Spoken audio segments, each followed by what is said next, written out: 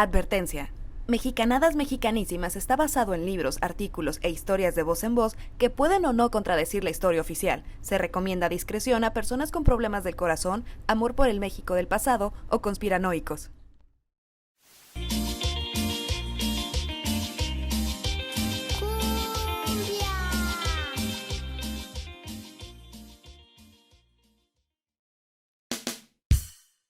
México tendrá muchas cosas de qué avergonzarse, su violencia, su machismo, su corrupción, incluso la incompetencia de sus líderes. Pero si de algo nunca se va a poder avergonzar, es de las 127 millones de mujeres que mueven este país día con día. Con una falta de ídolos y héroes que llenen el alma de patriotismo, hoy, Mexicanadas Mexicanísimas está dedicada con mucho cariño a una morra que debería de tener cuando menos un capítulo en los libros de historia de la SEP, la mismísima Carmelita Torres, que con tan solo 17 años hizo algo que ni los presidentes mexicanos se han atrevido a hacer.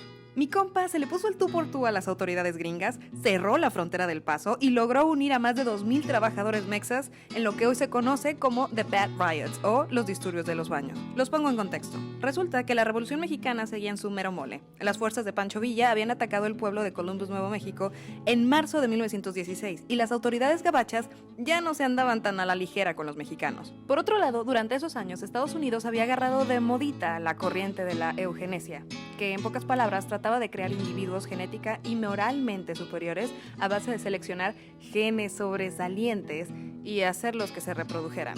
O sea, porno nazi.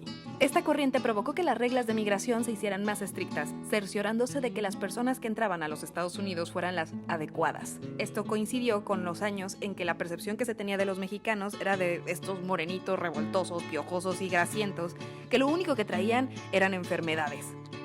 ¿Les suena? Bueno, pues resulta que en ese entonces el alcalde de El Paso, un tal Tom Lee, estaba obsesionado con la limpieza. Pero en todos los sentidos. Su postura era de limpiar el paso de toda su mugre.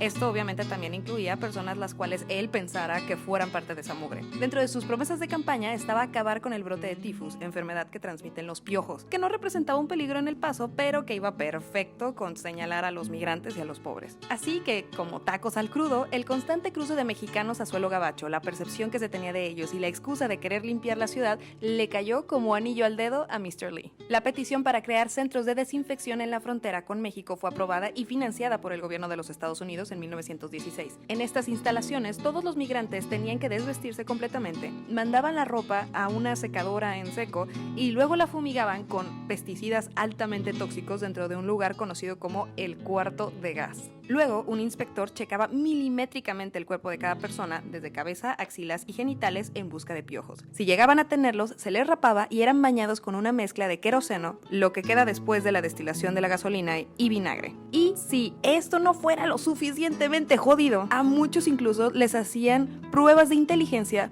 porque el gabacho es un país libre de pendejos, al parecer.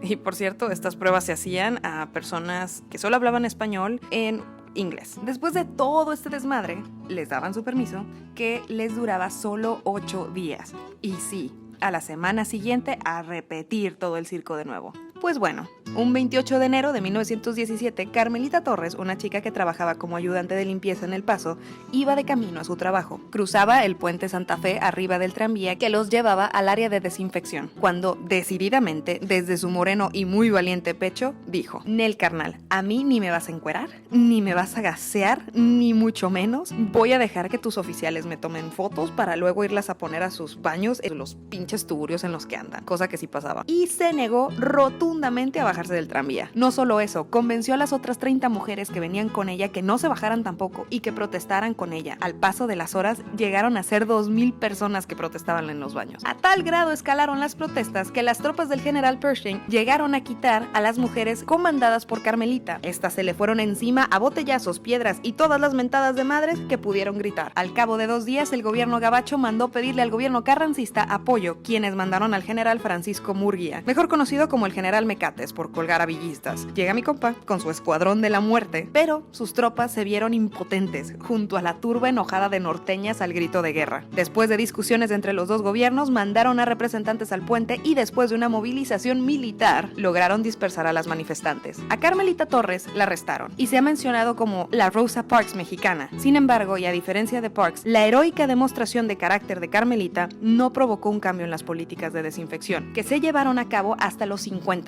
Además, ese año se implementó el uso del pasaporte y se empezó a cobrar los famosos permisos, que si alguna vez has cruzado en carro a la frontera, seguramente has tenido que pagar. Pero aquí viene lo más jodido de toda esta historia. Resulta que para 1920 las autoridades gringas empezaron a usar como desinfectante para la ropa un químico que andaba agarrando mucho auge en esa época, llamado Zyklon B.